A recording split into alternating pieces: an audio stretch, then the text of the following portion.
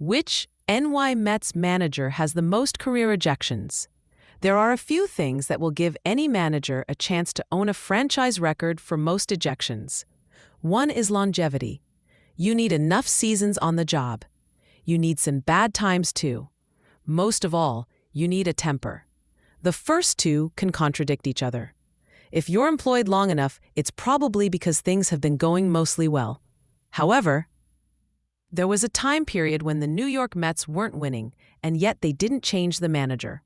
With 24 career ejections as the Mets skipper, the owner of getting tossed more than anyone else belongs to Joe Torre.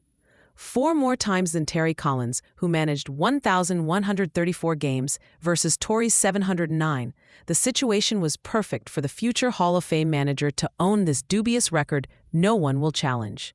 Dark days for the Mets and job stability allowed Joe Torre to set a franchise record no one will beat. Oddly, we almost did get a new record holder.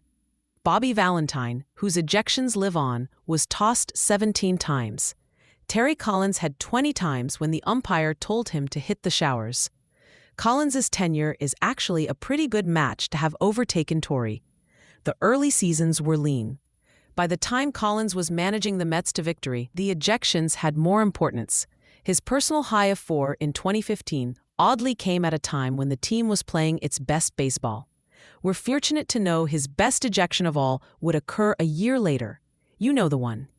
Torre was in a much different spot while managing the Mets from midway through 1977 through 1981.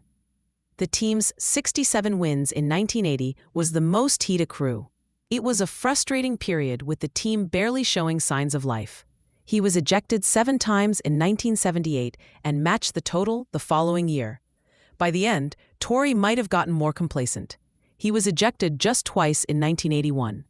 Never again would he match the 7 ejections twice, but he came close in the shortened 1994 season.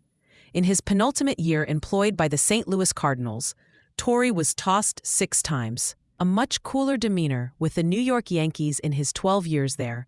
Every season included at least 1 ejection, with the most coming in his final season when Torre had 3. It was probably easier to stay out of an umpire's face. His Yankees never lost fewer than 87 games. They happened to beat the Mets in the World Series the year they did.